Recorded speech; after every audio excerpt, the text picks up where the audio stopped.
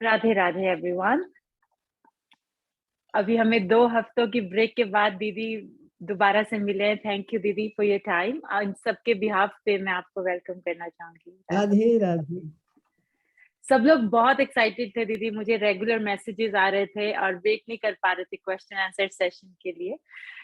तो सबसे पहले क्वेश्चन है, आप लोगों को एक्चुअली ऑलरेडी रेज्ड हैंड्स हैं, पर अगर आपको कोई भी क्वेश्चन आपके मन में है, एक टॉप राइट पे मोर सेक्शन में there is a raise hand emoji, आप लोग अपना हैंड रेज कर सकते हैं और I put you in a queue and we will now start with Saurabh Sharma. Go ahead, ask your question. Radhe Radhe दीदी, आवाज आ रही है? राधे राधे। हाँ दीदी, मेरा प्रश्न ये है कि जब किसी साधक का अंतःकरण शुद्ध हो जाता है तो जो प्रेम दान दिया जाता है वो जो गुरु चला गया है वो ही देता है, या किसी प्रत्यक्ष गुरु का होना आवश्यक है, या साधक के अंतःकरण में बैठे हुए भगवान ही उसको प्रेम दे सकते हैं? प्रेम दान केवल गुरु कर सकता है और उसका प्रत्यक्ष होना आवश्यक नहीं है। वो तो क्योंकि वो सर्वव्यापी ही होता है और अपने भक्तों के, अपने शरणागत जीवों के अंतःकरण में ही होता है। मान लीजिए कि आप इंग्लैंड या अमेरिका में हैं और आपके गुरु इंडिया में हैं और आपका अंतःकरण शुद्ध हो गया। जो भगवान की शर्त है प्रेम दान के लिए कि पहले अंतःकरण को शुद्ध करना होता है, तब उसके अंदर योग माया शक्ति का प्रवेश होता है। वो मन को दिव्य बना देता है और फिर उसके तुरंत बाद गुरु प्रेम दान कर देता है। जैसे अगर गुरु गोलोक चला गया हो तो? है गुरु तो गोलोक चला गया हो तो भी वो साथ हैं आपके और हर समय आपके योगक्षेम वहन भी कर रहे हैं। तो दीदी भगवान नहीं कर सकते हैं क्या ये काम? जैसे भगवान नहीं कर सकते हैं? भगवान करते नहीं, ये उनका काम ही नहीं है। ये काम उन्होंने महापुरुषों को ही दिया हुआ है, महापुरुष ही करते हैं। बहुत कम ऐसे भी कोई योग भ्रष्ट संस्कारी जीव होते हैं कि जिनके लिए भगवान को स्वयं भी कुछ करना पड़ता है। जैसे प्रहलाद योग भ्रष्ट संस्कारी जीव थे तो भगवान ने उनके लिए किया। ऐसे इन्हें गिने हैं, ये जनरल रूल नहीं है। लेकिन जो लीला में जैसे प्रवेश होता है, लीला में जो प्रवेश होता है जैसे कुंजो वगैरह में, इसमें गुरु के द्वारा ही होता है कि डायरेक्ट भगवान भी उसको कर सकते हैं? इसको पूरा स्पष्ट कुछ नहीं कीजिए। होता। अच्छा, केवल गुरु की कृपा से ही, बिना गुरु के ये प्रेम मिलता ही नहीं। और इसमें लीला क्षेत्र में भी प्रवेश मिलेगा गुरु के द्वारा। जिस स्तर का आपका गुरु है, अगर वो माधुर्य भाव का गुरु है, समर्थारति का गुरु है, तो आपको माधुर्य भाव तक की लीलाओं में प्रवेश मिल जाएगा उनकी कृपा से। किंतु अगर आपका गुरु वात्सल्य भाव का है, सख्य भाव आदि का है, तो बस वहीं तक आप जा सकेंगे। वो लीलाएं मिलेंगी आपको, सख्य भाव वाली या वात्सल्य भाव वाली या दास्य भाव वाली माधुर्य लीला नहीं मिलेगी। तो ये जो काम है लीला में प्रवेश होने का या प्रेम दान मिलने का, वो केवल और केवल आपका गुरु ही कर सकता है। इसलिए कहा गया है कि श्रोत्री ब्रह्मनिष्ठ महापुरुष को ही अपना गुरु बनाओ, ऐसे किसी को नहीं बना लो। तो वो जो श्रोत्री ब्रह्मनिष्ठ महापुरुष जो ईश्वर प्राप्ति कर चुका है, वही हमें प्रेम दान दे सकता और कोई नहीं। हाँ दीदी, पिछली बार मैंने कितने भी प्रश्न जन्म किया। लग जाए आपको। हाँ दीदी, मैंने पिछली बार आपसे प्रश्न किया था कि साधना में जो आनंद मिलता है वो सकाम है कि निष्काम है, वो सौसुख वांछा है क्या? तो आपने उसका उत्तर दिया था। श्री कृष्ण महाराज जी कहते हैं कि श्री कृष्ण के भक्त थे दारुक, उन्होंने वो पंखा हिला रहे थे श्री कृष्ण को, तो उससे उनको आनंद मिला और उसमें वो तल्लीन हो गए, तो उनकी सेवा रुक गई। तो ये वाला सिद्धांत क्या है? ये सिद्धांत कब लागू होता है? बहुत हाई क्लास के जिनको भगवत प्राप्ति हो चुकी है, जो नित्य भगवान के सानिध्य में, उनकी बातें हैं।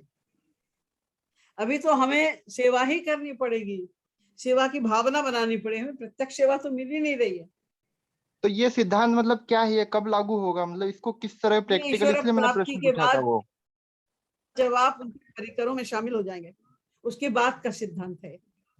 तो निष्कामता जब आएगी, अभी नहीं आएगी? नहीं, निष्कामता का तो अभी से सिद्धांत बनाना है, नहीं, ये जो दारुक अभी से वाला जो बनाना है। उदाहरण देते लेकिन हैं। अभी ये हाँ। स्थिति ही नहीं, जैसे कि उस समय भगवान के पंखा करते करते जो उनको रस आया, उससे आंख में आंसू आ गए, तो पंखा झलने की सेवा में विघ्न पड़ा, तो उनको कष्ट हुआ कि हम अपना सुख क्यों लूटने लगे।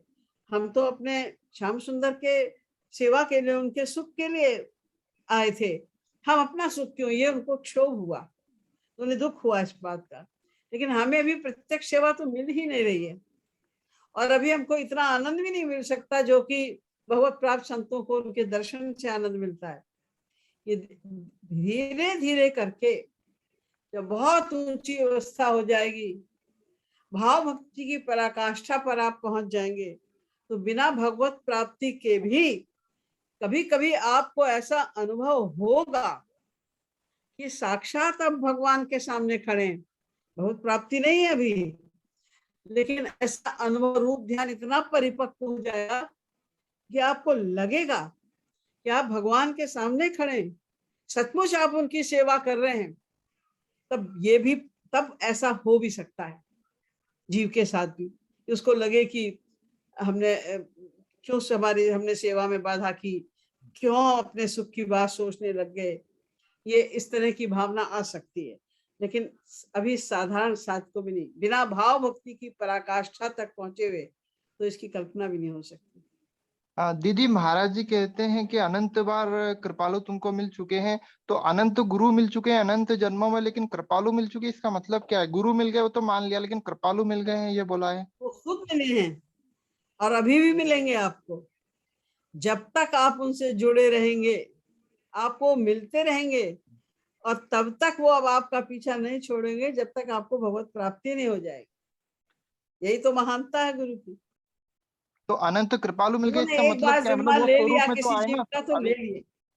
साकार स्वरूप में तो अभी हुआ है अवतरण, तो वो पहले मिल गए, मतलब उसका मतलब क्या है, कृपालु मिल तो गए? आप समझ रहे हैं ना कि पहली बार अवतरण हुआ है, क्योंकि हमें पिछले जन्मों की तो बात याद ही नहीं है। आपने महाराज जी का को दर्शन किए हैं, जी जी। तो आपको कैसे पता कि क्यों इतना आकर्षण महाराज जी के प्रति हुआ। इतने संत और भी तो हैं, और इतने जीव भी और हैं, उन जीवों का महाराज जी के प्रति आकर्षण क्यों नहीं हुआ? आपका किसी और संत के प्रति आकर्षण क्यों नहीं हुआ? महाराज जी के प्रति क्यों हो गया इतना ज्यादा? क्योंकि ये कई जन्मों का संबंध है। हम लोग हर जन्म में लापरवाही कर रहे हैं, इसलिए बहुत आगे नहीं बढ़ पाए। जब उनकी बात मान लेंगे, उन पर विश्वास कर लेंगे, उनके वचनों पर विश्वास कर लेंगे, बस उसी जन्म में हमको भगवत प्राप्ति हो जाएगी। हाँ दीदी, एक लास्ट पॉइंट। जैसे महाराज जी कहते हैं कि प्रेम दान का जो सवाल आता है, जिसमें जो गुरु है गोलोक चला भी गया है, तो वो किसी प्रत्यक्ष गुरु को भी सौंप सकता है, उसके शिष्य को उसी से प्रेम दान दिलवा सकता है वो, मतलब ऐसे डायरेक्ट नहीं होता है अपने आप, वो ऐसे कहते हैं महाराज जी। एक ऑडियो वायरल हुआ था। नहीं, वो किसी को पावर दे दें तो वो कुछ भी कर लेगा। जैसे हम लोग प्रचारक हैं, जी हमारे पास आप्त ज्ञान नहीं है। जितना महाराज जी ने हमें सिखा दिया है, जितना ज्ञान महाराज जी ने हमें दे दिया है, बस उतना ही है। लेकिन कभी कभी जब हम पब्लिक के बीच में जाते हैं, तो अंतर्यामित शक्ति का प्रयोग करना पड़ता है, वो हमारे पास नहीं है। किंतु जब भी ऐसी आवश्यकता होती है, तो महाराज जी स्वयं अंदर बैठ के अपनी अंतर्यामित्व शक्ति का प्रदर्शन करते हैं। आपके मन में कुछ है तो वो उसका बोल देंगे, जवाब दे देंगे आपको। हमें नहीं पता चलेगा कि इसके मन में ये प्रश्न था और इसलिए मैं ये जवाब दे रही हूं, लेकिन महाराज जी को पता है। आप समझेंगे कि हम दे रहे हैं जवाब बिना पूछे, हम अंतर्यामी हैं, किंतु ऐसा नहीं है। महाराज जी ऐसी अवस्था में वो योगक्षेम वहन करते हैं। जब उन्होंने हमें एक रिस्पॉन्सिबिलिटी दी है, तो वो योगक्षेम वहन भी करते हैं। कहीं कोई ऐसी आवश्यकता है जिसका हमें आइडिया भी नहीं है, तो वो स्वयं आकर वो हमारे द्वारा करवा देते हैं।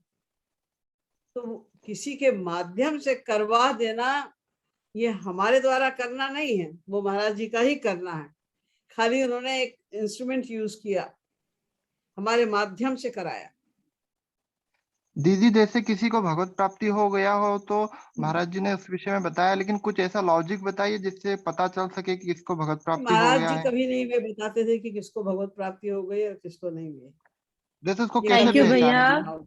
भैया आपका ये अगर कुछ लास्ट क्वेरी है तो आप कर सकते हैं, मुझे I have to move on to the next. अभी नेक्स्ट ले लो। हाँ, thank you for your time दीदी एंड थैंक्स भैया।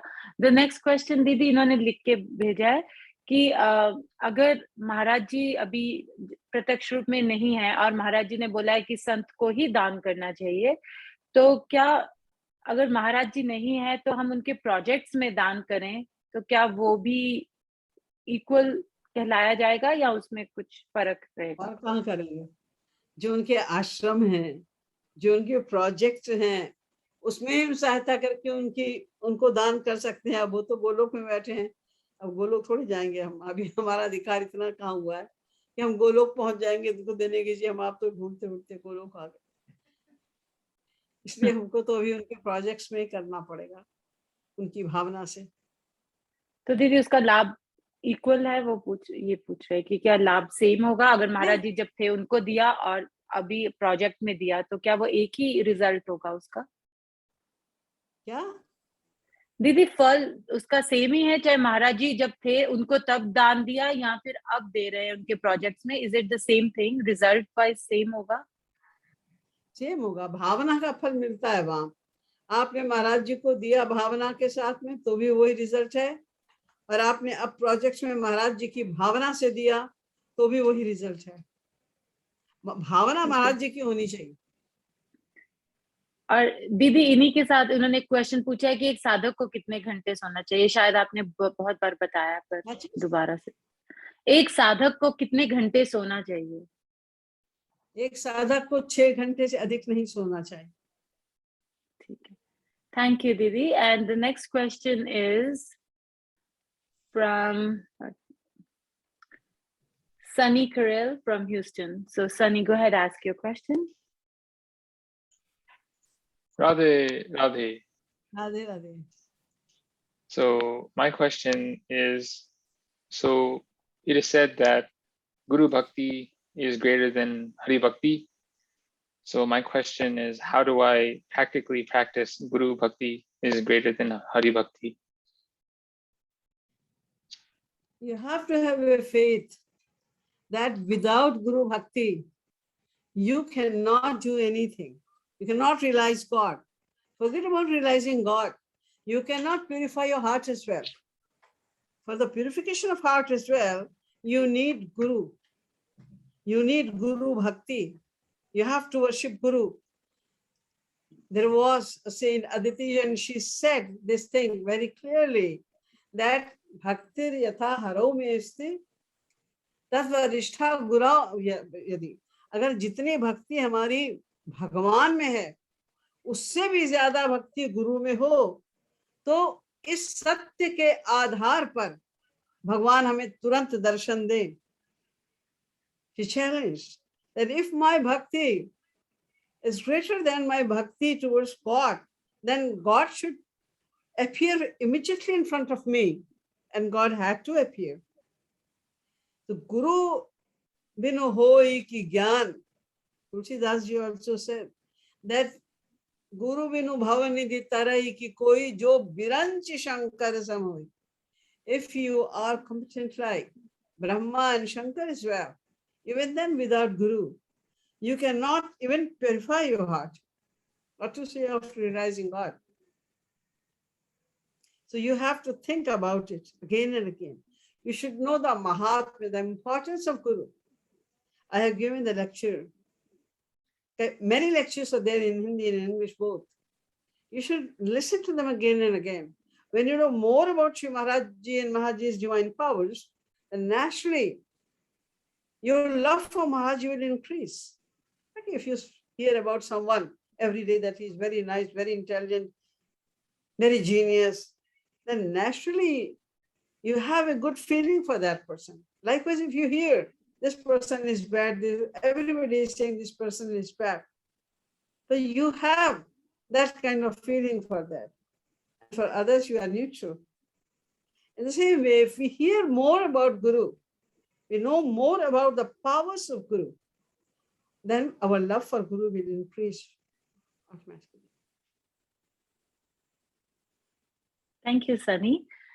The next question is, I've seen him after so long, the little kids were, Shaurya, आप अपना question पूछ सकते हैं. I'll unmute you. Come and ask. Radhe Radhe दीदी जी. राधे राधे बेटे. राधे राधे राधे राधे राधे राधे. अब मेरा क्वेश्चन ये है कि ऐसा क्या कारण पड़ा था कि शंकराचार्य जी और बुद्ध भगवान को वेद के विरुद्ध बोलना पड़ा था? इसको देख के झूठ बोलना पड़ा? नहीं, ऐसा क्या कारण पड़ा था कि शंकराचार्य जी और बुद्ध भगवान को वेद के विरुद्ध बोलना पड़ा था? ओह, बुद्ध भगवान को वेद के विरुद्ध क्यों बोलना पड़ा? ऐसा क्या हो गया कि उनको वेदों के विरुद्ध बोलना पड़ा, शंकराचार्य और लॉर्ड बुद्धा को? मैं इनका क्वेश्चन समझी नहीं, क्या बोल रही है दीदी? जैसे स्वर में दीदी, जैसे भगवान बुद्ध ने और शंकराचार्य ने वेदों के विरुद्ध बोला था ना, हाँ। तो बोल रहे ऐसा क्या हो गया कि उनको ऐसे बोलना पड़ा, वेदों के विरुद्ध क्यों बोलना पड़ा? भगवान बुद्ध ने बोला था वेदों के विरुद्ध, शंकराचार्य जी ने नहीं बोला था। भगवान बुद्ध को इसलिए बोलना पड़ा वेदों के विरुद्ध क्योंकि उस समय बहुत सारे इम्पोस्टर्स, जो पंडित लोग थे, इन्हें वेदों का कुछ ज्ञान नहीं था और वेदों का सहारा लेके झूठी मूठी लोगों को पढ़ा के वो तमाम रिचुअल्स, तमाम प्रकार की पूजा पाठ करा के अपना मतलब सिद्ध करने लगे थे। और इतना विश्वास, आम जनता का विश्वास इन पंडितों के प्रति बढ़ गया था। या एक दिन हर बात के लिए कोई ना कोई पूजा पाठ, और उनको कुछ भी वेदों का ज्ञान नहीं था, लेकिन कोई सहारा लेके, क्योंकि 80,000 वेद मंत्र ऐसे हैं वेदों में जो कर्मकांड के विषय में बताते हैं कि ये करो तो ये फल मिलेगा, ये करो तो ये फल मिलेगा। वो उसका जो आगे सार लिखा है कि ये सब करने से जितने ये फल मिल रहे हैं कर्मकांड के द्वारा, ये सब तो टेम्परेरी है, नश्वर हैं और इनसे वास्तविक आनंद की प्राप्ति नहीं होगी, ये नहीं बताया, ये इनको खुद को नहीं पता। तो उनसे रिचुअल्स करा के, पूजा पाठ करा के उन्हें बेवकूफ बना रहे थे। तो ऐसी स्थिति में जब महात्मा बुद्ध आए तो उन्होंने कहा कि नहीं, सब वेद में सब गलत लिखा है, क्योंकि लोगों का इतना विश्वास हो गया था वेदों में। उनका नहीं, वेदों को मानो ही मत, हमारी सुनो तो उन्होंने भगवत प्राप्ति का सही मार्ग बताया। नहीं तो लोगों का इतना विश्वास हो गया था वेदों के ऊपर, वो सारे कर्मकांडों के ऊपर, पूजा पाठ वगैरह के ऊपर, कि भक्ति सब भूल गए, इसलिए उनको झूठ बोलना पड़ा। और शंकराचार्य जी को तो भेजा ही गया था अद्वैतवाद के प्रचार के लिए, इसलिए उन्होंने जो साकार की भक्ति थी, क्योंकि बाद में इतना बढ़ गया था, जो महात्मा बुद्ध जो संघ वगैरह स्थापित करके गए थे, वहां पर लोग साथ साथ रहते थे, तो व्यभिचार, बहुत भ्रष्टाचार बहुत बढ़ गया था जब तक शंकराचार्य जी आए तब तक। फिर शंकराचार्य जी को ये खत्म करना पड़ा। फिर उन्होंने अद्वैत की भक्ति बताई उस सब से निकलने के लिए। उस समय समय पर महापुरुषों को अपने विचार, अपने सिद्धांतों को चेंज करना पड़ता है। जैसा माहौल होता है उस टाइम पर संसार का, उसी के अनुसार शिक्षा देनी पड़ती। जैसे महाराज जी हैं हमारे, वे कलयुग में आए जहाँ पर लोग आराम तलब हैं और जिनको कोई विश्वास ही नहीं, न वेदों पे, न शास्त्रों पे, महापुरुषों के वचनों पर भी जल्दी विश्वास नहीं उनको होता। तो ऐसी स्थिति में महाराज जी ने वेद शास्त्र के अनुसार ही ऐसी भक्ति बताई जिसमें कोई पूजा पाठ या किसी प्रकार के कर्मकांड की कोई जरूरत ही नहीं, ना उसमें कोई देश का नियम है, ना काल का नियम है, ना स्थान का नियम है, ना सामग्री का कोई नियम है, कुछ नियम नहीं। मन से भगवान का स्मरण करो और तुम्हें भगवान मिलेंगे। तो समय समय पर हर महापुरुषों के सिद्धांत और उनका प्रचार करने का तरीका बदलता रहता है। मेरा एक और क्वेश्चन है कि माया से निकलना ही हमारा मेन उद्देश्य है बाबा। तो माया में है ही क्यों? उन्होंने थोड़ी भेजा, हम लोग ने अपने आप चुना, ये रास्ता ही चुना हमने। और भगवान ने माया के संसार में, ये जो माया का संसार बनाया है, क्योंकि हम अज्ञानी हैं, हमें ज्ञान नहीं है, इसलिए उन्होंने ये संसार बनाया, इसलिए कि हमें शरीर मिले, हम शरीर लेकर यहाँ आए और फिर साधना करें। अब जब हमारे पास तनु बिनु भजन वेद नहीं बरना, बिना शरीर के तो हम साधना कर नहीं सकते। अब ये शरीर पंचमहाभूत का बना हुआ है, तो इसको चलाने के लिए संसार, पंचमहाभूत का जो संसार है वो हमें चाहिए। 5 तत्वों से हमारा शरीर बना हुआ, 5 तत्व हमें चाहिए, इसलिए संसार बनाया उन्होंने कि इससे हम अपने शरीर को ठीक रखें।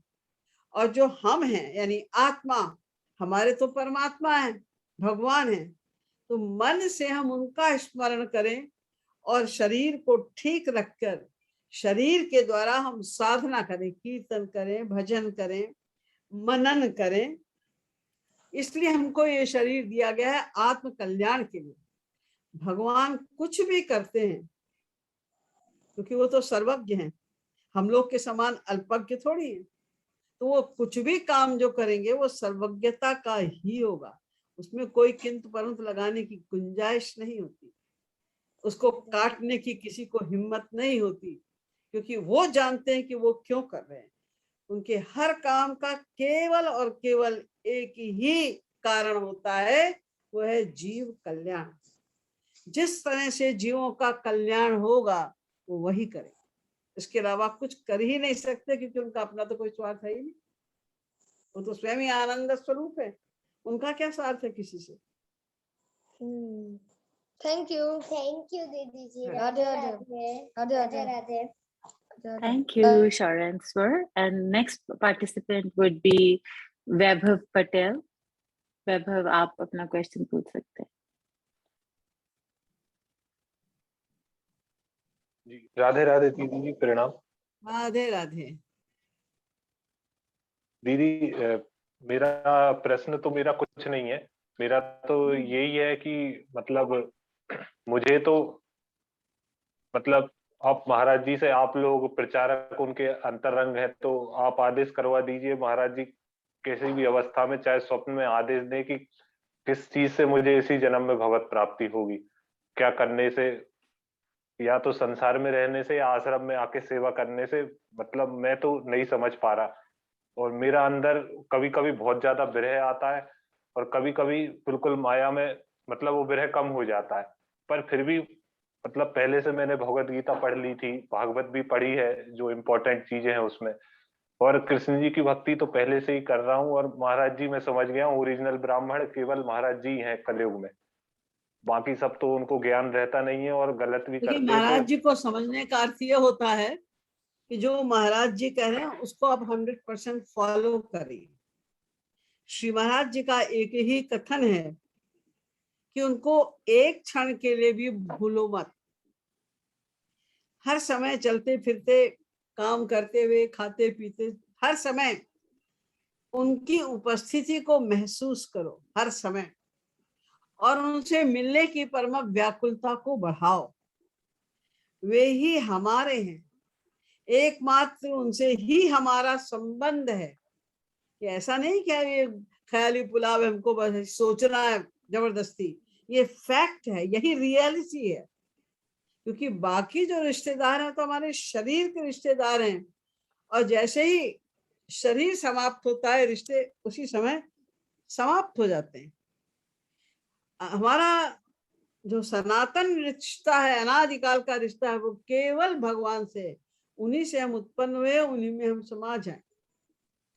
इसलिए हमको उनसे मिलने की परम व्याकुलता पैदा करनी होगी, ये साधना से होगा। जितना अधिक आप एकांत में बैठकर आंसू बहाएंगे, कीर्तन करेंगे, कीर्तन आजकल के युग में, कलयुग में केवल कीर्तन है, वो भी रूप ध्यान पूर्वक कीर्तन, बस इस बात को समझ लीजिए। और जितनी साधना आप कर सके करिए, जितने आंसू बहा सकते हैं भगवान के लिए आंसू बहाए। संसार में रह रहे हैं, तो ड्यूटी करने का आपका है, घर में जो भी आपकी ड्यूटी करिए, ड्यूटी समझ के। जैसे आप ऑफिस में जाते हैं तो अपनी ड्यूटी करते हैं केवल, किसी से आपका अटैचमेंट नहीं है, चाहे वो बॉस हो या कोई भी हो। दीदी ये संसार में रह के मुझे लग रहा है कि मैं तो नहीं कर पाऊंगा, मतलब मुझे ऐसा लग तुमने रहा है पहले से सोच लिया ये तुम नहीं कर पाओगे। संसार में रह इतने के जो ये महापुरुष हुए आश्रम हैं नहीं हो सकता। वो कैसे हुए हैं? ऐसी संसार में हमारी तरह तो सब थे पहले ना, जितने भी महापुरुष हुए सब ऐसे ही थे पहले हमारी तरह, किंतु वो डट गए। डट गए तो वो कर ले गए। आपको भी डटना होगा। वो तो इतने भगवान तो अकारण करुण, इतने दयालु हैं कि हम साधना करें ना करें, वो हमारे पीछे हर समय लगे हुए हैं कि एक बार ये बहुचरण हो जाए, इस संसार से मुख मोड़ के मेरी ओर आ जाए तो मैं इसको सदा के लिए अपना लूं। वो इतने दयालु हैं। आज चाहे कल तक हम उनको 1000 गाली दे रहे हों, आज अगर हम शरणागत हो गए तो पीछे के पन्ने पलट के ही नहीं देखते, वर्तमान काल को देखते हैं कि ये शरणागत हो गया है तो इसको मैं अपना लूं। इसलिए कभी निराश नहीं होना है। भक्ति में निराशा सबसे बड़ा कहते सबसे बड़ी प्रॉब्लम है। निराशा कभी नहीं आनी चाहिए। हमेशा आशाबद्ध रहो कि वो दयालु हैं, इतने दयालु हैं या हमसे भी गए तमाम पतितों को उन्होंने अपनाया है, तो मुझे क्यों नहीं अपनाएंगे। बस साधना करते जाओ। हम चल नहीं रहे उनकी तरफ, वो क्या करें, वो हमारे पीछे पीछे चल रहे हैं, हम संसार की ओर भागते जा रहे हैं, तो कैसे मिलेंगे हमें वो। इसलिए प्रैक्टिस करो, समझो पहले सिद्धांत को। महाराज जी की जो पुस्तक है प्रेम रस सिद्धांत, उसको बार बार पढ़ो, समझो महाराज जी क्या कह रहे हैं और उसको प्रैक्टिकली करो। निराशा से तो ये जन्म खराब हो जाएगा आपका। मानव देह बड़ी मुश्किल से मिलता है। थैंक यू मेरा भैया। प्रश्न ये था कि मैं आश्रम में रह के ये ज्यादा बेटर रहेगा मेरे लिए, फिर भगवत प्राप्ति वहां ये तो पूरा कोई वही वो रहता है बात दिन भर नहीं है। साधना। घर में साधना तो घर में रहकर भी हो सकती है, और आपको आपकी परिस्थितियां ऐसी हैं बहुत कठिन है तो आप आश्रम में रहकर भी कर सकते हैं। लेकिन श्री महाराज जी के आश्रम में ही रहो अगर साधना करनी है तो, क्योंकि उनके पथ पर हाँ आप हाँ चल उन्हीं रहे के। हो। हाँ हाँ जी। थैंक यू भैया। ठीक। दीदी Thank you. Next question YouTube पे है और वो पूछ रहे हैं कि पतित और दीन में क्या फर्क है, डिफरेंस बिटवीन काहे में पतित और दीन। पतित और दीन। हाँ जी। ये दीन जो बनना है ये एक भाव है कि हम अपने आप को समझें कि हम सबसे छोटे हैं, अपने आप को छोटा माने और सबको सम्मान प्रदान करें। कभी ये ना सोचें कि हम सर्वगुण संपन्न हैं, बहुत बुद्धिमान हैं। हमें पता है अनंत जन्मों से हम पाप ही करते आए। हर जन्म में अगर एक एक पाप भी किया है तो अनंत पाप तो हमारे हैं ही हैं। हमारी बुद्धि माइक है, इसलिए काम क्रोध लोभ मोह ईर्ष्या द्वेष मद मात्सर्य ये सब अवगुण हमारे अंदर हैं ही। ये सोचना और ये सोच के हम्बल बनना, भगवान के सामने हृदय से स्वीकार करना कि हम दोषों के आगार हैं और इतने पाप हम कर चुके हैं कि किसी भी साधन के द्वारा ऐसा इम्पॉसिबल है कि हम सब पापों का प्रायश्चित कर लें। इसलिए हम तो केवल आपकी कृपा पर, आपकी दया पर डिपेंड कर रहे हैं। आप हमारे कर्मों को मत देखिए, नहीं तो आप अगर न्याय करेंगे तो हमारा कभी भी उद्धार नहीं होगा। हम तो आपका फेवर चाहते हैं, आपकी दया चाहते हैं। ऐसा सोचकर भगवान को रोकर पुकारना ये दीनता है। और पतित जो अपराध करता जाता है वो गिरता चला जाता है, उसकी स्थिति बहुत नीचे हो जाती है, ये इसको पतित कहते हैं। तो इसमें भी जब हम दीन बनते हैं तो हम ये भी मानना होता है हमको कि हम पतित हैं, अधम हैं। हमने कभी भगवान की बात को भी नहीं माना, उन्होंने अपने संतों को भेजा, उनकी बात को भी नहीं माना, तो हम गिरते ही चले जा रहे हैं। ये हृदय से मान लेना, इसी को दीनता कहते हैं। पतित माने जो गिर चुका है। बहुत गिरा हुआ है। हम सभी पतित हैं, सभी जीव जो मायाबद्ध जीव है सब पतित हैं। थैंक यू दीदी।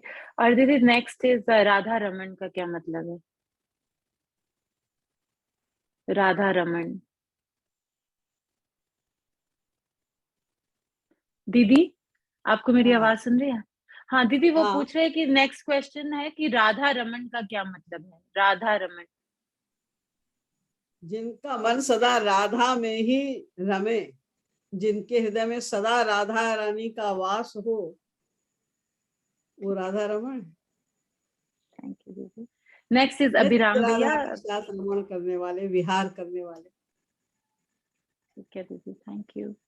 अभिराम भैया, आप अनम्यूट करके अपने आप को पूछ सकते हैं आप भी क्वेश्चन। राधे राधे दीदी। राधे राधे राधे। दीदी, महाराज जी ने बताया था कि मतलब दूसरों में भी कृष्ण है ऐसा अभ्यास करना चाहिए, भगवान है, दूसरों के हृदय में भगवान है ऐसा अभ्यास करना चाहिए। तो यह तो ठीक है, मगर कभी कभी थोड़ी उलझन सी होती है। जैसे मान लीजिए हमारे छोटे हैं, कनिष्ठ हैं, या सेवा टहल करने वाले हैं, तो कभी हमारी सेवा करते हैं ऐसा, तो उस समय ऐसा अपराध बोध जैसा अनुभव होता है कि इसके अंदर भगवान है और ये हमारी कुछ सेवा कर रहा, टहल कर रहा है, या तीज त्योहारों में पांव पड़ रहा है। तो ये समझ में नहीं आता कि उस समय कौन सा भाव बनाएं कि वो अपराध बोध ना हो। कृपया इसका समाधान कीजिए। मुझे आपका प्रश्न ही समझ में नहीं आया, आप कहना क्या चाहते हैं? जैसे महाराज जी ने कहा ना कि दूसरों के हृदय में भगवान का वास है, सबके हृदय में भगवान का वास है, और अभ्यास करना चाहिए कि दूसरों के हृदय में भी हैं वो। तो हम जब ये अभ्यास कर रहे हैं उस समय, जैसे हमारे नौकर चाकर हैं, सेवा टहल करने वाले हैं, या छोटे भाई बंधु हैं, तो उनके हृदय में भी हैं। कोई तीज त्योहार आता है तो आकर हमारे पांव पड़ते हैं वो, ऐसा हमारे मतलब जो भी भारतीय संस्कृति है उसके हाँ, मुताबिक, या सेवा टहल करने वाले भी हमारा पांव छूते हैं या सेवा टहल करते हैं। उस समय एक उलझन सी होती है कि इसके हृदय में भगवान है और ये हमारी सेवा कर रहे हैं, पता नहीं कितना पाप लगता होगा हमको। तो उसको कैसे मतलब निराकरण उसका कैसे नहीं, करें? देखिए भगवान सबके हृदय में है, ये देखने का अभ्यास हमें करना है। कोई जी आपके पैर छूता है, आके आपको सम्मान देता है, तो आप उसको रोकिए। देखिए हम लोग प्रचारक हैं, हमारे लेक्चर्स को सुनते लोग कि वो समझते हैं ज्ञान हमारा है। हमारा नहीं है, ज्ञान तो महाराज जी का दिया हुआ, हमने इसमें कोई मेहनत नहीं की। तो लोग श्रद्धा हमारे प्रति करते हैं, वो आके चरण छूना चाहते हैं, हम तो नहीं छूने देते किसी को। हमने तो अपना नियम बनाया हुआ, हम किसी को अपने पैर नहीं छूने देते। दूर से प्रणाम कर लो, आप भी ऐसे ही कर सकते। अगर आप नहीं चाहेंगे, आप रोकेंगे अपने छोटे भाई बहनों को या नौकर चाकर को, तो वो नहीं छुएंगे। वो आप उनसे कहिए दूर से ही बस नमस्ते करो, हम पैर नहीं छुआएंगे। बस यही समाधान। और जो सेवा करते हैं, जैसे नौकर चाकर है, सेवा करते हैं हमारी कोई ना कोई, उनको तो नौकर चाकर मत समझिए, उनको अपना हेल्पर समझिए। नौकर चाकर माने क्या होता है? नौकर तो हम सब हैं, भगवान के तो हाँ सारे दास हैं, सारे ही नौकर हैं। किसी ना हाँ, किसी का कोई नौकर तो है ही है ना, नहीं, जैसे चाहे वो पेड प्राइम सर्वेंट मिनिस्टर है, भी है। पेड सर्वेंट है, पेड सर्वेंट हैं, तो वो हमारी सेवा हाँ, टहल तो करते पेड हैं। सर्वेंट हैं तो ठीक है, काम करें वो। आप उनसे काम ले रहे हैं, वो काम उनको आप उसके बदले में दे रहे हैं कुछ, तो वो काम कर रहे हैं, उनका भी काम चल रहा है, आपका भी काम चल रहा है। लेकिन अगर वो आपके पैर छुए या विशेष सम्मान दे, तो आप उनको रोक दीजिए। नौकर चाकर माने क्या होता है ना, हेल्पर ही तो होता है। जी जी जी, अच्छा। Thank you भैया। And the next is Sunil from USA. Sunil भैया, go ahead, ask your question. Radhe Radhe दीदी। राधे राधे। मेरे भाग्य की आज आपसे मैं बहुत दिनों से बात करना चाह रहा था, लेकिन आज बात हो गई। आज भैया जिसके अवसर पे बहुत thank you so much for this opportunity. So मेरा ये क्वेश्चन है कि जैसे भगवान ने जो एक जगह में अटक गया हूँ कि जो विधि निषेध कहा है, जिसमें कि भगवान को स्मरण करना विधि है और उनको ना स्मरण करना निषेध है। तो every time you have to remember God, और या हरि गुरु को स्मरण करो, ये उन्होंने कहा है। तो जैसे मैं प्रोफेशन से मैं सीए हूँ, तो मुझे महाराज जी बहुत पहले उनसे उनसे मेरी मुलाकात हुई थी, और नेपाल में वो आए थे, तो जब जनेऊ भी उन्होंने किया था मेरा। तो क्या क्या अब किया था? जनेऊ जनेऊ जनेऊ अच्छा संस्कार होता अच्छा है ना, वो महाराज जी के हाथों से अच्छा हुआ अच्छा था। तो अच्छा अच्छा। क्या नाम है उसके बाद आपका? मेरा नाम सुनील है दीदी, सुनील जोशी। अच्छा अच्छा। हाँ हाँ। तो अब मैं कहाँ पे अटका हूँ कि जैसे कुछ काम करने की कोशिश करता हूँ मैं, मतलब जैसे पहले मैं बहुत सारे बुक्स पढ़ता था, सेल्फ हेल्प वाले बुक्स जो होते हैं, अपने पर्सनालिटी कैसे डेवलप करे, ये करे वो करे। तो आजकल जैसे बुक कुछ पढ़ने की कोशिश करता हूँ, मैं कहता हूँ कि ये बेकार है, ये पढ़ना बेकार है, क्योंकि अब हमको तो हरि गुरु की स्मरण करना है, उनके आगे चलना है। फिर उसके बाद कोई काम, कुछ अपॉर्चुनिटी भी आती है तो लगता है कि ये तो बेकार है। तो मतलब कन्फ्यूजन सा होता है कि मैं जैसे मैंने और जैसे स्वामी जी मुकुंदानंद जी, उनका भी प्रवचन सुना था, उनमें उन्होंने कहा है कि भगवान के लिए आप कर रहे हो तो उसको फेथफुली करो, आगे बढ़ना है, भगवान के लिए करो, एक बोल रखा है। लेकिन मुझे कन्फ्यूजन सा होता है, मैं ना थोड़ा डिलेमा में हो जाता हूँ कि मैं अब ये करना ये चाहिए, नहीं बात करना ठीक है। चाहिए। देखिए, अगर आपको कुछ करना है अपने जीवन यापन के लिए, हर व्यक्ति कुछ ना कुछ जॉब तो करता है, तो उसके लिए अगर पढ़ाई करनी है तो ये सोच के करो कि हम तो गुरु की सेवा के लिए ही कर रहे हैं। सोचो ही केवल, नहीं करो भी। तुम यूं भी अगर कुछ नहीं कर रहे हो तो कुछ नहीं है तुम्हारे पास में ना। तो अगर तुम कोई जॉब करोगे, तुम्हें पैसे मिलेंगे, तो अपने शरीर की आवश्यकता भर का बस रखो अपने पास में, बाकी सब दान करो।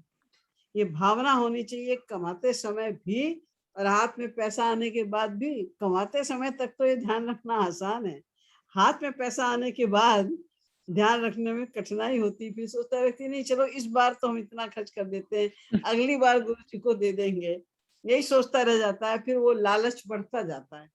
इसलिए अगर तुमने तत्व को समझ लिया है, जान लिया है हमारे हमारा लक्ष्य क्या है, तो ठीक है कि संसार का कोई भी काम करने से कोई बहुत प्राप्ति तो नहीं हो जाएगी, लेकिन करना तो पड़ेगा।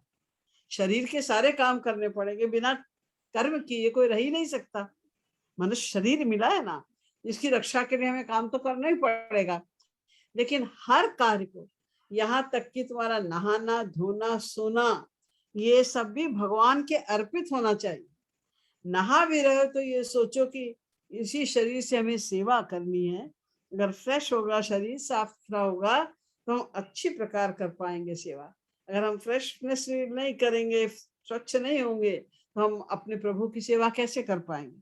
सो भी रहे हो तो सोचो कि हमको सोना है इसलिए कि सुबह उठ के फिर उनकी हमें सेवा करनी है। उनके चरणों का ध्यान करो, सोचो उनके चरणों में ही सर रख के हम सो रहे हैं, तो उसी प्रकार के स्वप्न भी आएंगे तुम्हें फिर।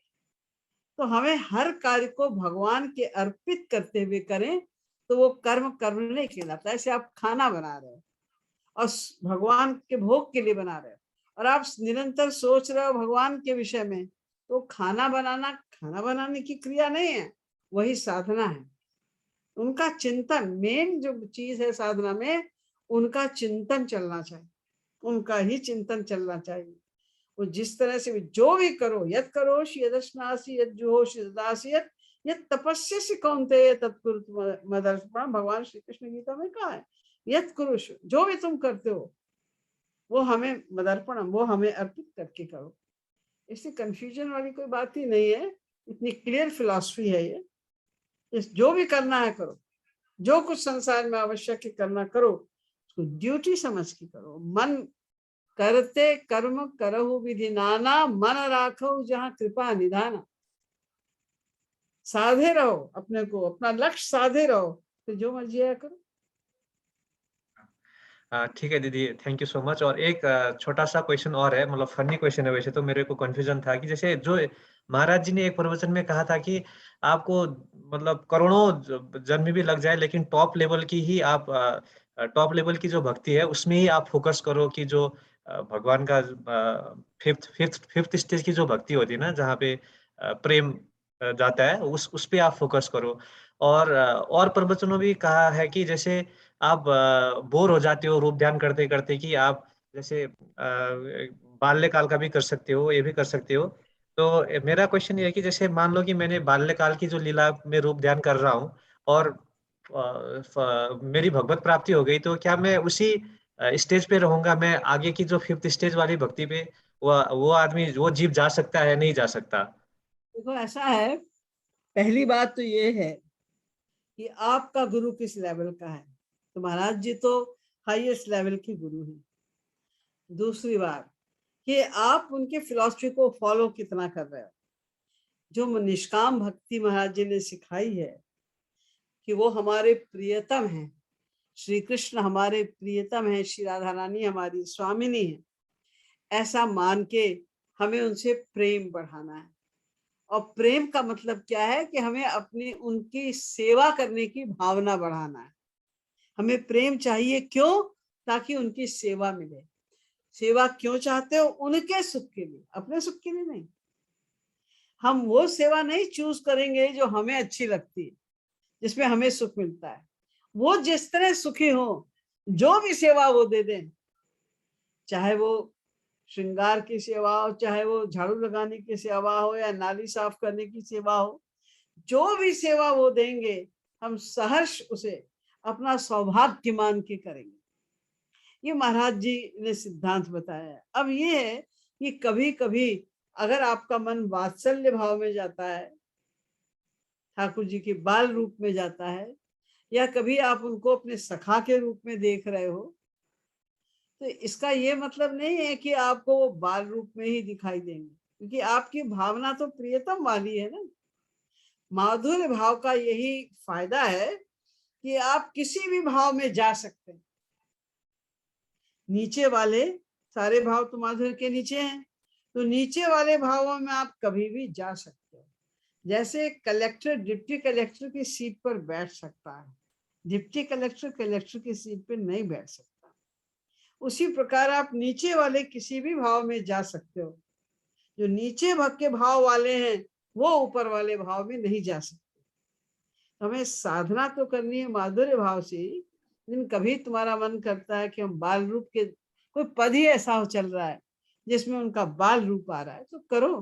कोई डरने वाली बात नहीं है, कोई घबराने वाली बात नहीं है। जैसा ध्यान जब बने कर लो। भावना माधुर्य भाव की होनी चाहिए, लक्ष्य माधुर्य भाव का होना चाहिए। थैंक यू दीदी, राधे राधे। थैंक यू भैया। The next is Shri Radha. आप पूछ सकते हैं अपना क्वेश्चन दीदी। अनम्यूट राधे कीजिए। राधे राधे। जी, जो दीदी जो श्वास से राधे राधे नाम जप करते हैं और मन में निरंतर करते हैं, वो कौन सा सही होगा? श्वास वाला कि अंदर अंदर? आप अंदर ही अंदर करेंगे तो भी तो श्वास के साथ होगा। वो अंदर ही अंदर तो करना है। मेन श्वास से जो महाराज जी ने बताया है वो तो प्रैक्टिस के लिए है कि हर श्वास के साथ राधे राधे बोलो। किंतु अगर आपके मन में राधे राधे चल रहा है तो बात तो वही है, मेन बात तो मन की ही है। अच्छा दीदी, जो तिलक माथे पे लगाते हैं, थोड़ा उसके बारे में बताइए। ये तिलक जो है ये गुरु का चिन्ह होता है, ये कोई श्रृंगार नहीं है, गुरु का चिन्ह है। जब हम इस तिलक को लगाते हैं तो हमारी भावना आती है वो हमारे गुरु महाराज जी, ये उनका चिन्ह है, उनका तिलक है। तो उनका ध्यान बना रहे, हम उनके ही हैं। जैसे हर जितने भी डिपार्टमेंट्स होते हैं उनके अलग अलग यूनिफॉर्म होती है, मिलिट्री वालों की अलग होती है, और वकीलों की अलग होती है, डॉक्टर्स की अलग होती है, तो उससे पता चलता है ये कौन है।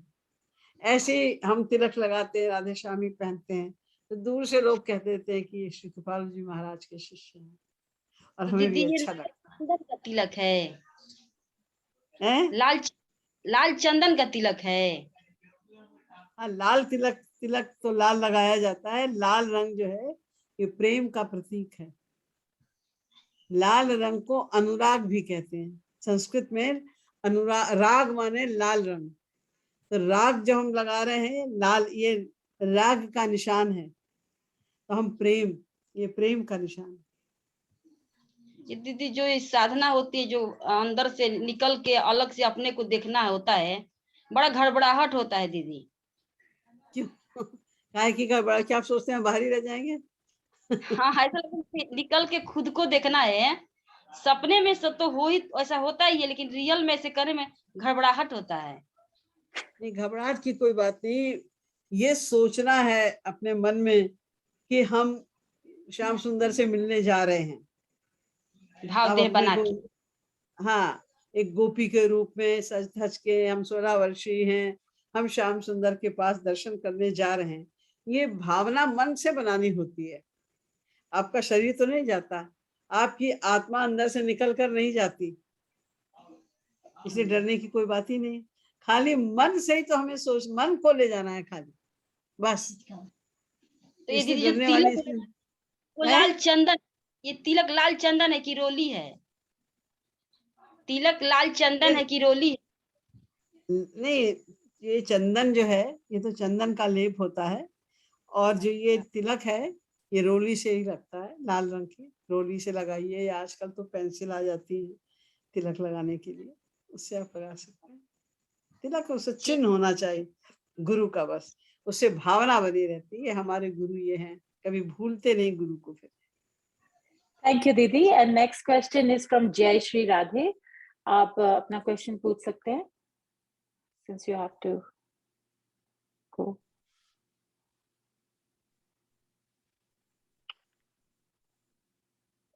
जय श्री राधे उनका नाम है, अनम्यूट कर लीजिए जी। and इसके बाद फिर Deepak Sharma is next.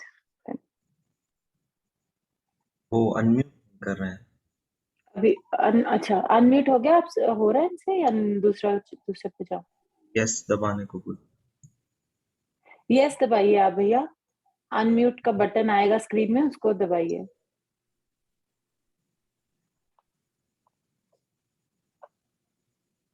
Let's take the next one. Okay, so next one is Deepak Sharma.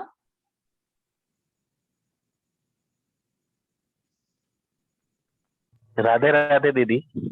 Radhe Radhe दीदी, जैसे कलयुग जो चल रहा है, तो ये कलयुग के कितने चरण है बाकी है? कलयुग जो चल रहा है, कलयुग, तो इसके कितने चरण बाकी हैं, कब ये समाप्त होगा, इसका कुछ बताते हैं दीदी। अब इसका एक ही चरण बाकी है, और ये तो जब युग बदलेगा तो, वैसे तो कलयुग के अंत में फिर से एक बार धर्म की बहुत वृद्धि होगी और सतयुग जैसा वातावरण हो जाएगा। उसमें टाइम लगेगा, वो कब होगा ये तो मैं नहीं बता सकती कब ऐसा होगा, लेकिन कलयुग अभी तो शुरुआत है, 5000 वर्ष ही हुए हैं। जब कलयुग और अपनी सीमा पर पहुंचेगा, अति सीमा पर पहुंचने के बाद फिर एकदम चेंज होगा। ये अप एंड डाउन होता रहता है। अभी डाउन डाउन डाउन की तरफ जा रहा है ये कलयुग। जब बहुत नीचे चला जाएगा, गिर जाएगा, तो फिर एकदम से उसमें वृद्धि होगी धर्म में। ये सत्य, अहिंसा, अस्तेय, ये सब फिर से बढ़ेंगे और एक बहुत अच्छा वातावरण पूरे संसार में छा जाएगा।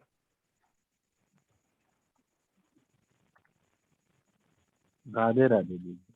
थैंक यू भैया। दीदी नेक्स्ट क्वेश्चन है, इन्होंने ये मुझे रीड करने के लिए बोला है, तो मैं आपके लिए अभी रीड कर रही हूँ। दीदी जब साधना करना स्टार्ट किया था तो बहुत अच्छे से साधना चल रही थी, क्योंकि जैसे ही कोई गड़बड़ होती थी तो दिमाग में आता था कि इससे महाराज जी को कष्ट पहुंचेगा। पर अब मन में एक भावना आ गई है कि महापुरुष और भगवान को कष्ट नहीं हो सकता। इससे दिमाग से निकालने का प्रयास किया, पर ये तो फैक्ट है कि महापुरुष और भगवान को कष्ट नहीं होता, और हम जो उन्हें सुख देना का सोचते हैं तो इमेजिनेशन है, क्योंकि आनंद को हम क्या सुख दे सकते हैं। इस भावना को हटाने का उपाय बताइए प्लीज, इसे साधना में मुश्किल आ रही है। जब भी हम लोग अपराध करते हैं तो महापुरुष को, हमारे गुरु को ये कष्ट होता है कि ये बच्चा अच्छा चल रहा था, अकस्मात ये क्या हुआ। वो आगे बढ़ाने की चेष्टा भी करते हैं। और सबसे बड़ी बात ये है जो हमें सोचनी चाहिए कि जब हम अपराध करते हैं तो उन्हें कष्ट हो ना हो, हमारा तो पतन होता ही है और हम उनके अनुसार नहीं चल रहे हैं, उनकी आज्ञा का पालन नहीं कर रहे हैं, तो हमारा पतन निश्चित है, हमारा पतन हो जाएगा। हमारे पतन से, क्योंकि वो हमसे ममता रखते हैं, हमसे प्रेम करते हैं, इसलिए उन्हें कष्ट होता है। भक्त के अनुसार, भक्त की भावना के अनुसार उन्हें कष्ट होता है। यूं तो वो आनंद स्वरूप हैं, लेकिन भगवान भक्तों के आगे वो उनकी इच्छा के, उनके कल्याण के लिए सब कुछ करते हैं, तो उन्हें वैसे तो कष्ट उनको छू भी नहीं सकता, क्योंकि वो स्वयं आनंद स्वरूप हैं, लेकिन फिर भी जब हम नहीं चलते तो वो उदासीन हो जाते हैं। उनको ये नहीं अच्छा लगता कि हम ये बच्चा अच्छा चल रहा था, चलते चलते एकदम क्यों गिर गया।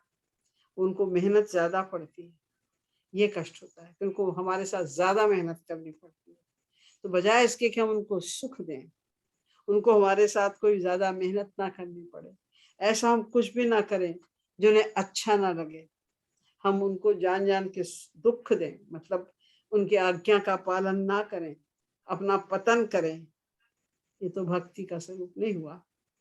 हम भक्ति कर रहे हैं, अपने कल्याण के लिए कर रहे हैं, इसलिए हमें इस बात का ध्यान रखना चाहिए कि हम अपने पोजीशन को, अपनी भक्ति को नीचे ना आने दें, और अगर नीचे आती है तो हम पश्चाताप करें, भगवान के चरणों में रो कर आंसू बहाएं, उनसे प्रार्थना करें कि हमारा मन क्यों नहीं लग रहा है, कौन से पाप ऐसे हैं जो हमारे ऊपर हावी हो गए। ऐसा रोने से और उनका ध्यान करके रोने से अंतःकरण की शुद्धि होने लग जाती है, तो फिर मन लगने लगता है। क्योंकि कभी मन लगता है, कभी नहीं मन लगता, ये सबके साथ होता है, क्योंकि कभी हमारे अच्छे संस्कार जागृत हो जाते हैं और कभी हमारे बुरे संस्कार जागृत हो जाते हैं। जब बुरे संस्कार जागृत हो जाते हैं तो हमें अच्छा नहीं लगता, तो हमारा पतन होने लग जाता है। जब अच्छे संस्कार जागृत हो जाते हैं तो मन अपने आप आसानी से लगने लग जाता है। जब बुरे संस्कार हैं तो हमें ज्यादा मेहनत करनी पड़ेगी, तब गुरु के चरणों में रोकर उनसे प्रार्थना करनी पड़ेगी कि हमारे कौन से बुरे संस्कार आ गए हैं, हमारे पर कृपा कीजिए कि हम फिर से आपके चरणों में अपने मन को लगा सकें। यही उपाय है और कोई दूसरा उपाय नहीं। थैंक यू दीदी। दीदी इन्होंने पूछा है एक क्वेश्चन, हम शरणागत तो होने के बहुत प्रयत्न करते हैं, पर फिर भी भविष्य के बारे में सोचकर बहुत डर लगता है, ऐसा क्यों? किसके बारे में सोचकर? फ्यूचर के बारे में दीदी, सोचकर भविष्य के बारे में। फ्यूचर के बारे में सोच के डर लगता है? हाँ, और शरणागति की भी प्रैक्टिस करते हैं तो फिर हाँ जी दीदी। नहीं, फ्यूचर के देखो, तुम्हारा वर्तमान अगर अच्छा है तो फ्यूचर तो अपने आप अच्छा होगा, उसमें क्या सोचना है। फ्यूचर का क्या डर है? फ्यूचर तो हमारे हाथ में है, उसका क्या डर है। हम अपनी साधना करें, साधना को बढ़ाएं, जितना जितना हमारा चिंतन बढ़ता जाएगा हमारा वर्तमान उतना ही अच्छा है। वर्तमान अच्छा है तो फ्यूचर तो ऑटोमेटिकली अच्छा होगा, क्योंकि आज का जो हम प्रयास कर रहे हैं वही तो हमारा फ्यूचर बनाता है, और जो हम आज कर चुके हैं वो पास्ट हो जाता है। हम प्रयास कर रहे हैं वही हमारा फ्यूचर बनाएगा। तो फ्यूचर की चिंता नहीं करो, वर्तमान की चिंता करो। वर्तमान में हम अधिक से अधिक साधना करें, अच्छे से अच्छे काम करें, ये हमको प्रयास करना चाहिए। अरे एक छोटा क्वेश्चन ये भी है कि क्या सात्विक विकार का प्राकट्य सभी साधकों में होता है? सभी को आएगा ये सात्विक भाव का प्राकट्य? सात्विक भाव का प्राकट्य क्या सब साधकों को आता है? सबको आता है, जब वो वहां उस स्थिति तक पहुंच जाते हैं तो। हम साधना करेंगे, जब साधना भक्ति हमारी पूर्ण हो जाएगी, यानी साधना भक्ति का मन होता है, मतलब होता है कि भगवान में मन को लगाने की कोशिश करना। जब तक हमें मन को लगाने की, रूप ध्यान करने के लिए प्रयास करना पड़ता है, मेहनत करनी पड़ती है, तब तक वो साधना भक्ति है। और करते करते जब मन लगने लग जाता है, क्या आपने कभी भी चाहा, कहीं भी चाहा रूप ध्यान करना, तो होने लगा। अब मेहनत नहीं पड़ती रूप ध्यान करने में, तो उसको भाव भक्ति कहते हैं। और भाव भक्ति में भी बहुत सारे क्लासेस हैं, बहुत सारी चीजें हैं। तो जितने जितने हमारी भाव भक्ति बढ़ती जाएगी, भाव भक्ति में हम आगे बढ़ते जाएंगे, तो सात्विक भाव का उद्रेक होगा। ईश्वर प्राप्ति के पहले भी सात्विक भावों का साधकों में उद्रेक होता है, लेकिन वो वास्तविक प्रेम वाले सात्विक भाव नहीं है, उसको रत्याभास कहते हैं। यानी भगवान एक आभास देते हैं, एक आइडिया देते हैं उन सात्विक भावों का, वो वास्तविक सात्विक भाव नहीं होते। वास्तविक सात्विक भाव तो ईश्वर प्राप्ति के बाद ही आएंगे, किंतु उसके पहले हमें उसका आइडिया देते हैं। वो ये जो प्रारंभिक सात्विक भाव हैं, अश्रु पुलकादय, अश्रु और पुलक या कंपन शरीर में होना, ये 5-6 सात्विक भाव प्रारंभ के हैं। वो कभी धूमायित और कभी ज्वलित रूप से प्रकट होते हैं, किंतु ईश्वर प्राप्ति के पहले वो रत्याभास कहलाते हैं, रति नहीं है। वो प्रेम वाले सात्विक भाव, वास्तविक प्रेम वाले सात्विक भाव नहीं। थैंक यू दीदी। अभी हमारे पास सिर्फ 4 मिनट रह गए, तो बहुत से रेज हैंड और क्वेश्चंस हैं, वो सब हम नोट करेंगे और आपको नेक्स्ट वीक दोबारा से चांस देंगे। For now I will give the chance to Rekha Anand. आप अपना क्वेश्चन पूछ लीजिए। रेखा आनंद, आप अनम्यूट कर सकते हैं। राधे राधे दीदी। क्या है? मेरा प्रश्न है दीदी कि महाराज जी बोलते हैं कि जब वास्तविक संत मिल जाते हैं तो निश्चय ही भगवान मिल जाएंगे। तो हमें तो महाराज जी मिल गए हैं, तो एक दिन हमें अवश्य भगवान मिलेंगे। तो मैं ये जानना चाहती हूँ, जब भगवान मिलते हैं दीदी, जब वो हमारे सामने आते हैं, तो लोग कहते हैं कि सबसे पहले उनकी स्तुति करनी चाहिए। तो हमें क्या करना होगा अगर वो हमारे सामने आएंगे? तो सबसे पहले हमें क्या करना होगा?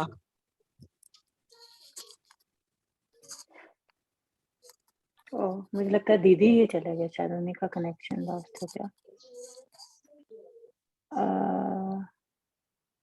यार sorry Rekha ji, we'll just wait. I think Didi's lost the connection and she's out of the Zoom. No problem, no problem. She's joining again, I think. Yeah, okay.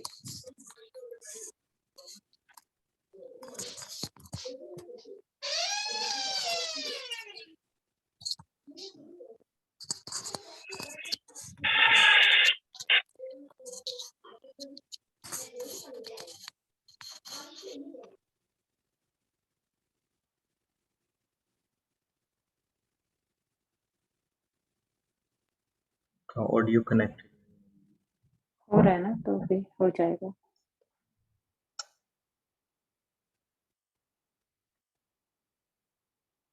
और बाकी बहुत सारे रेज्ड हैंड्स और questions हैं। I really apologise, मैं 1 घंटे में इतना कुछ पूछ नहीं पाती, तो ये सब होल्ड करेंगे। I hope you come next week and will re ask.